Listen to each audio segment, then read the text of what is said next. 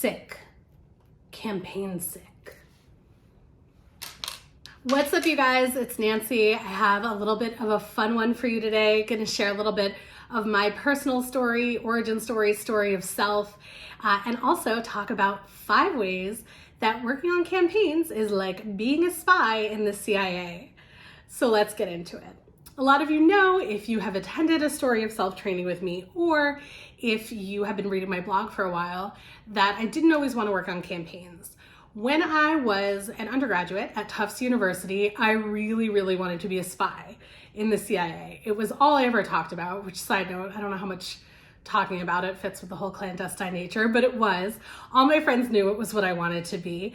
I was an international relations and Russian major, and I got pretty close to doing it. I applied to something called the Professional Trainee Program, which I don't know if they still have, but at the time it was like grad school for spies. As I was applying, there were 7 hoops that you needed to jump through, and I was at around hoop 5, and I realized that one of the last hoops was a security clearance, which was going to take 6 to 9 months, and I was about to graduate and I needed something to do.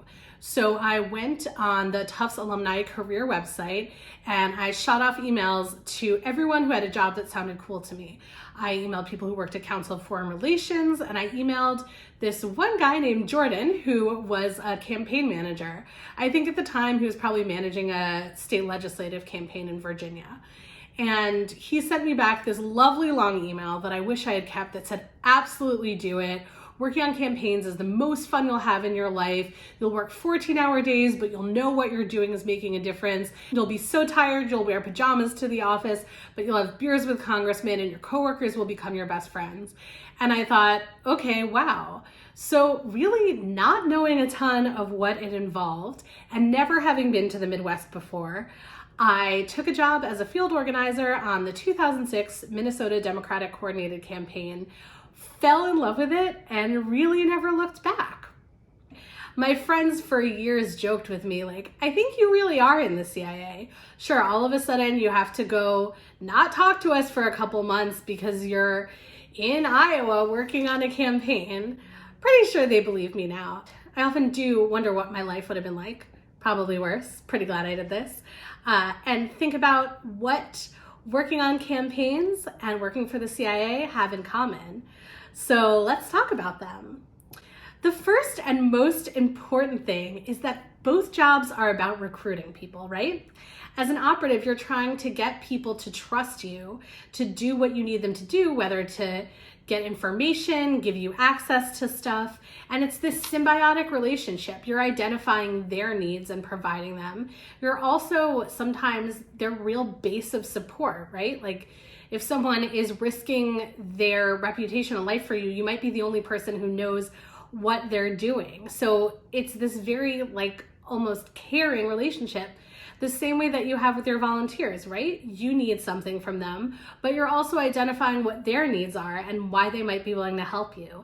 And I think that takes a really similar personality type of someone who can be genuine and at the same time get what they need out of people and make them feel supported. So number 1, you're a recruiter. Number 2, you are a patriot.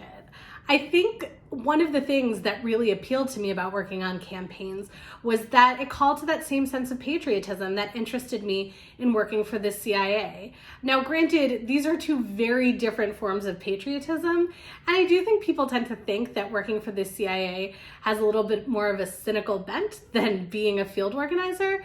But to me, it's like, I believe that our country can be better. I believe in what democracy stands for, and I am willing to dedicate my life to that. And I think that that is a super admirable trait in anyone, and something that I admire in our community as well.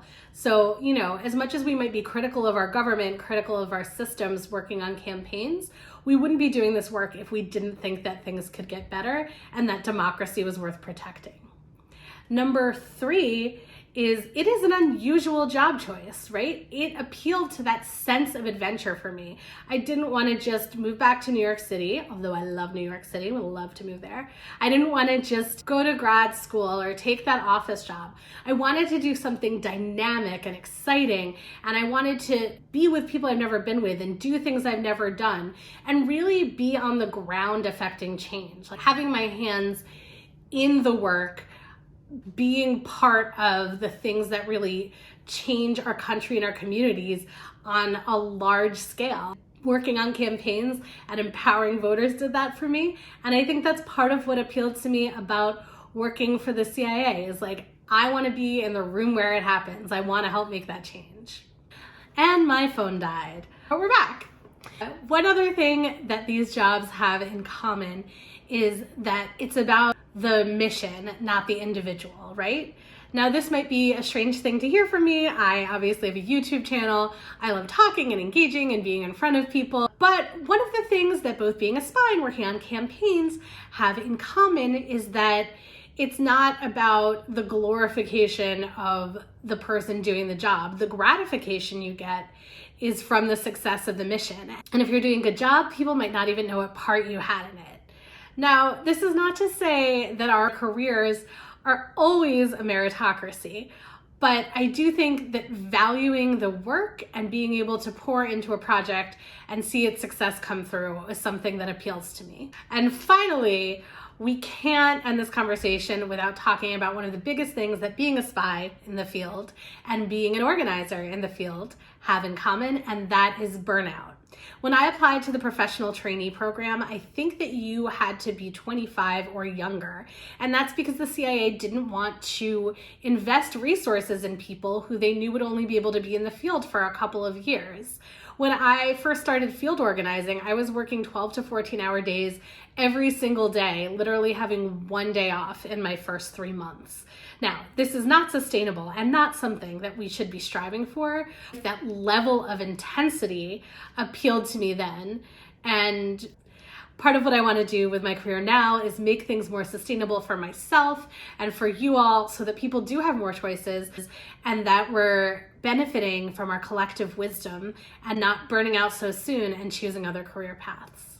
So, what do you guys think? Could I have made it as a spy? Let me know in the comments below. Also, let me know what you wanted to do with your life before you started working on campaigns and what you think that career path has in common with this one.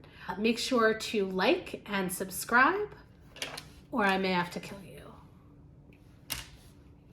Good spy.